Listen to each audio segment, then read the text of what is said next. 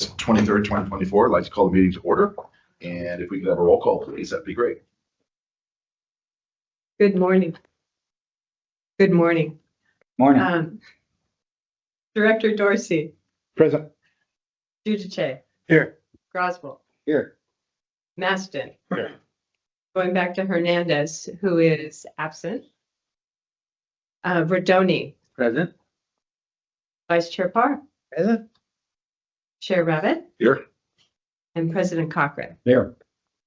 Also in the room, we have Directors Garbarino, Hill, Terrio, and Thier. So we have a quorum, and we're also committee of the whole. Great, thank you very much. We have a kind of a perfunctory meeting with mostly consent type items, so it should go rather quick. But I'd like to go to item number 3, which is a ratification of previous actions by the auditor controller. Those start on pages 5. The PFM report starts on page 9. Joe, is there anything to add to this item? I'm here to answer questions, and it will be for most of these items. Any questions of Joe that we keep him around longer? Beard golf. Seeing no questions, I'll look to see if there's any public comment on this particular item. It is an action item. There's no public comment. There's no public comment. I'll look to my colleagues if there's no further questions, comments, or concerns. Motion to approve the ratification of previous actions by the auditor controller. So moved. Second. We have a motion and a second. With that, can we, all those in favor, please say aye. Aye. Is there anyone opposed? Please say no. Hearing no opposition, that does pass unanimously. Thank you. Again, items number 4 and 5, there are no actions today for those. Moving on to the status report on the fiscal year 24-25 budget. That's on pages 26 to 36. Joe, any comments on that? Yes, I'll make a few comments on that one just because it's our first month of the new fiscal year. You passed the board approved the budget in June, and that budget is in front of you in its printed form. The reason that we get it in August is that it includes your actual expenditures from last year, which were not, obviously we didn't have those on the record until the end of July. So this budget was produced from that. It also includes the actions you took at the end of the fiscal year in May and June. For example, the settlement of the contract with the coalition. So that would be included here also in this budget. Otherwise, it's the same document that you obviously approved back in June. And then on this, if you turn to page 29, which is the simple spreadsheet that we've been using now for 5-6 years to keep track of the budgets that we've been passing that have not been balanced. And that's obviously a change in our practice, having non-balanced budgets. But because of the times, it has made sense. This one shows that there's, the budget we passed at a $36 million deficit. We were going to use revenues from the district's reserves to close.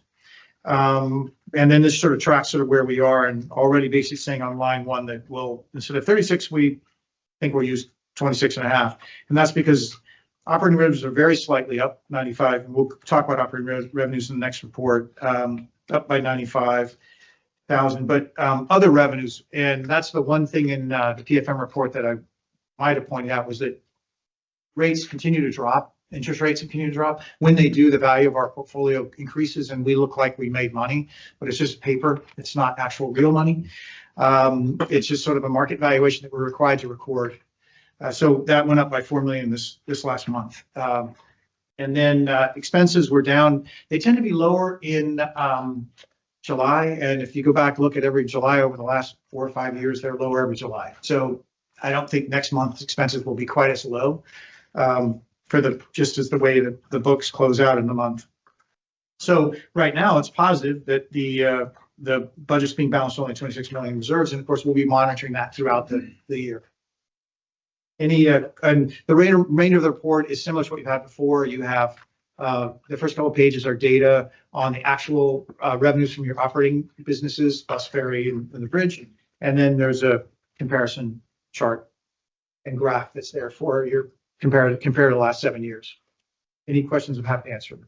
Great, thank you, Joe. Any questions to Joe on this?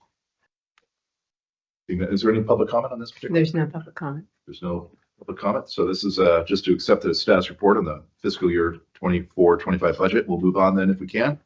The monthly review of Golden Gate Bridge traffic tolls, bus fare, transit patronage fares for the month ending July 2024. Joe?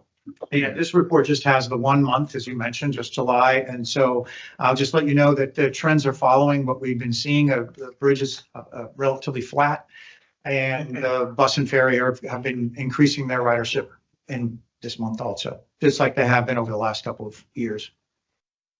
So just for the record, in July, we carried over 300,000 passengers on our bus and ferry system. Are you making fun of our 90? Retrained. We didn't have all this infrastructure. Any other questions on the Boys, pass. trends? Seeing none, is there any public comment on this particular item? There's no public comment. Great, we'll move on then to the item 8, which is the monthly review of financial statements for the month ending July 2024. Joe? Again, page 45, we'll just take a look at the table that's in the middle of the page, the one we've been looking at over the last couple of years. On the far right-hand side is the current, and what it shows is that revenues were substantially over expenses. As I mentioned, the revenues were, that's the difference, about 8 million. About 4 million of that was this mark-to-market market value of your portfolio due to the interest rate drop. And then the other four was really made up by the fact that the revenues, the expenses are about 4 to 5 million lower than they typically are in a typical month. It's usually around 20, 21. And as you see, they came in at 16, 17. So we will, I think next month we'll see that both those sort of balance out. But it's always a good start to start positive in the year. Any questions? And then following this report, of course, are your line item consolidated and division reports. If you have any questions on those, happy to answer them. Director Croswell. You know, with respect to those expenses, Joe, in the past, we've talked about this. Do we have many vacancies right now that we have been unable to fill? Is that one reason the expenses are low? I think there are some vacancies that we have been unable to fill, but we are working to fill them, of course. But there also are a number of vacancies that we talked about during the budget process that the district is not filling because it doesn't have the business need to do so. And primarily that's in your transit division. Right. You take it that there's a bit of a summer slowdown in general with some of that as well? It depends. Our business here, say in ferry, there's no such thing as summer slowdown. That's actually the high season for the ferry department. Then in the bridge, we usually do better in the summer, but I would say this summer is similar to last summer. It's not actually got the increase of, like last summer was greater than the summer before. This one's about the same as last summer on the bridge, and bus continues just to grow a little bit each month. So they're just kind of moving forward, and that would should change maybe in people's behaviors potentially. Okay. Anyone else have any questions on this particular item? Is there any public comment on this one? No public comment. And with that, is there any public comment in general? I doubt it. There's no public comment.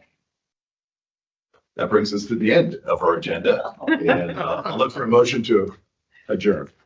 So moved. Second. We have a motion and a second, and hearing no opposition, we are adjourned until our next time. Thank you.